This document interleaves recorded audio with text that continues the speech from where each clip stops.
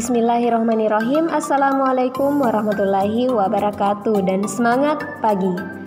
Bagaimana kabar Ananda pada pagi hari ini? Miss berharap Ananda semua selalu dalam keadaan sehat dan tentunya tetap semangat untuk menjalankan segala aktivitasnya di pagi hari ini. Nah, sebelum memulai aktivitas kita pada pagi hari ini, marilah kita bersama-sama berdoa terlebih dahulu menurut keyakinan kita masing-masing, agar apa yang kita lakukan hari ini dimudahkan dan diberkahi oleh Allah Subhanahu wa Ta'ala. Berdoa dimulai.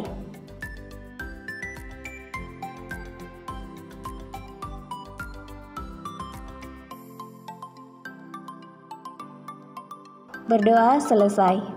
Baiklah, materi yang akan Miss jelaskan pada pagi hari ini yaitu tema 8, keselamatan di rumah dan perjalanan, subtema 3, aturan keselamatan di perjalanan. Muatan pelajaran Bahasa Indonesia KD 310 mencermati penggunaan huruf kapital pada nama Tuhan, nama orang, nama agama, serta tanda titik dan tanda tanya dalam kalimat yang benar. Adapun tujuan pembelajaran kita pada muatan pelajaran Bahasa Indonesia, yang pertama memahami penggunaan huruf kapital pada teks, kemudian yang kedua memahami penggunaan tanda titik pada kalimat, dan yang ketiga, memahami penggunaan tanda tanya pada kalimat tanya. Baiklah, Miss jelaskan materi yang pertama yaitu penggunaan huruf kapital pada teks. Sebelumnya kita telah mempelajari mengenai huruf kapital. Masih ingatkah kalian penggunaan huruf kapital? Penggunaan huruf kapital yang pertama yaitu digunakan pada awal kalimat. Kemudian yang kedua, huruf kapital digunakan pada huruf pertama nama orang.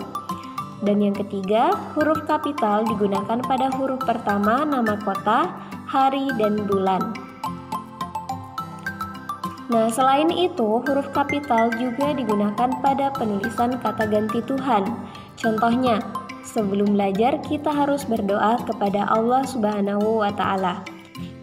Huruf A pada kata Allah ditulis menggunakan huruf kapital karena Allah merupakan nama Tuhan. Kemudian contoh yang kedua, kita semua adalah makhluk ciptaan Tuhan. Sama dengan yang pertama tadi, huruf T pada kata Tuhan juga harus ditulis menggunakan huruf kapital. Baiklah, kita lanjut ke materi yang kedua yaitu penggunaan tanda titik pada kalimat. Sebelumnya kita juga telah mempelajari mengenai penggunaan tanda titik. Tanda titik merupakan tanda baca yang digunakan pada akhir kalimat. Contohnya, hari ini saya ke supermarket bersama ibu. Setelah kata ibu harus ditambahkan tanda titik karena kalimat tersebut telah berakhir atau telah selesai. Kemudian contoh yang kedua, saya tinggal di Jalan Muhammad Yamin. Nah, pada akhir kalimat juga ditambahkan tanda titik sebagai tanda bahwa kalimat tersebut telah berakhir. Nah, mungkin ada yang bertanya, kenapa pada kalimat kedua terdapat dua tanda titik? Itu yang akan Miss jelaskan pada hari ini, yaitu penggunaan tanda titik selain di akhir kalimat. Ternyata selain di akhir kalimat, tanda titik juga dipakai dalam beberapa hal.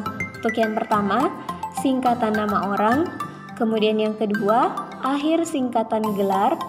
Selanjutnya, pemisah bilangan ribuan dan kelipatannya. Dan yang terakhir, penulisan langkah-langkah kegiatan. Nah, untuk lebih memahami bagaimana contoh penggunaan tanda titik dalam 4 hal tersebut, Miss akan memberikan contohnya satu persatu. Baiklah, untuk yang pertama yaitu penggunaan tanda titik pada singkatan nama orang. Contohnya yaitu, adik saya bernama Muhammad Ihsan Hidayat. Setelah kata mu ditambahkan tanda titik karena mu tersebut merupakan singkatan dari kata Muhammad, sehingga setelah kata mu harus ditambahkan tanda titik. Kemudian contoh yang kedua, kami tinggal di Jalan Ahmad Yani. Setelah huruf A ditambahkan tanda titik karena A tersebut merupakan singkatan dari kata Ahmad, sehingga harus ditambahkan tanda titik setelahnya. Bagaimana? Apakah Ananda sudah memahami penggunaan tanda titik pada singkatan nama orang? Baiklah, Miss lanjutkan ke contoh yang kedua yaitu penggunaan tanda titik pada singkatan gelar. Orang yang telah menyelesaikan pendidikan pada tingkatan tertentu mendapatkan gelar. Misalnya, orang yang telah menyelesaikan pada tingkatan S1, S2, dan S3 masing-masing memiliki gelar. Contohnya, seorang guru akan mendapatkan gelar sarjana pendidikan, seorang dokter akan mendapatkan gelar dokter, dan berbagai macam gelar lainnya. Contohnya, saya bertemu Dr. Rijal besok sore di klinik. Gelar dokter disingkat dengan DR, sehingga setelah kata DR harus ditambahkan tanda titik karena DR tersebut merupakan singkatan gelar. Contoh yang kedua, guru saya bernama Aisyah Fatimah SPD. SPD merupakan singkatan gelar dari sarjana pendidikan, sehingga juga harus menggunakan tanda titik. Nah, bagaimana? Apakah Ananda menemukan gelar yang lain yang menggunakan tanda titik? Oke, kita lanjut ke contoh yang ketiga. Tanda titik juga digunakan sebagai pemisah bilangan ribuan dan kelipatannya. Bilangan ribuan dan kelipatannya yang dimaksud yaitu ribuan, jutaan, dan sebagainya. Contohnya, harga sepatu itu adalah Rp300.000. Rp300.000 ditulis seperti ini. Setelah 3 angka kita harus memberikan tanda titik. Begitupun seterusnya. Nah, contoh yang kedua, saya membeli laptop seharga Rp7 juta.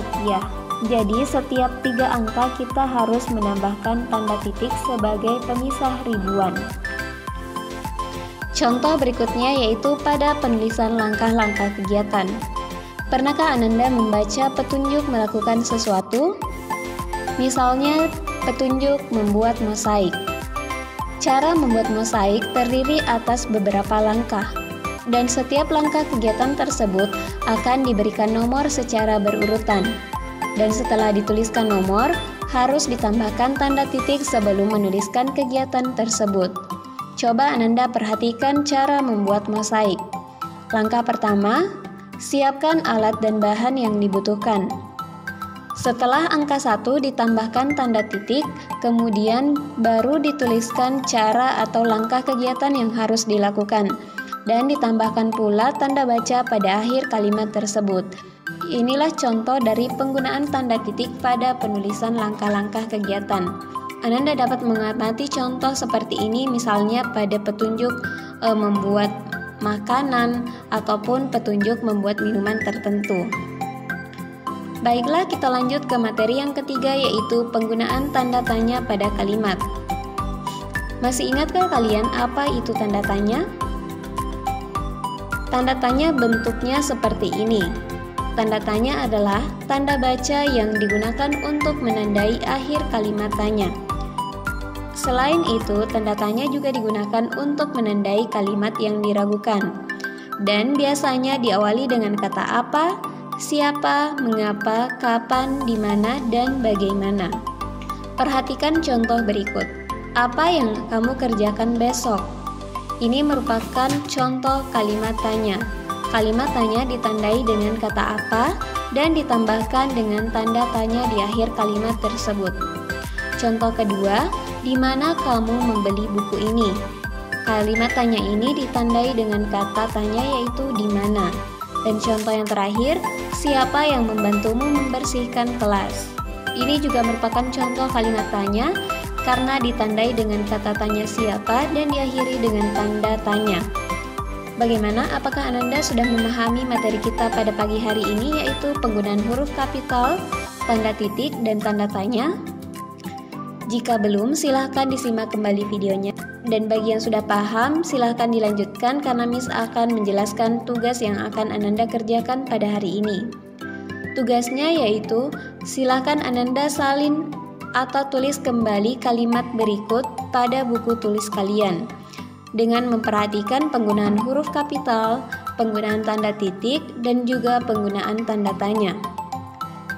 Jika ada yang kurang dipahami, silahkan Ananda bertanya kepada wali kelas masing-masing Dan jika sudah selesai, silahkan Ananda kirimkan tugasnya kepada wali kelasnya masing-masing. Miss ucapkan terima kasih atas perhatian Ananda pada kegiatan pembelajaran kita pada pagi hari ini. Dan Miss juga memohon maaf apabila dalam penjelasan Miss terdapat banyak kesalahan ataupun kekurangan. Terima kasih. Wassalamualaikum warahmatullahi wabarakatuh.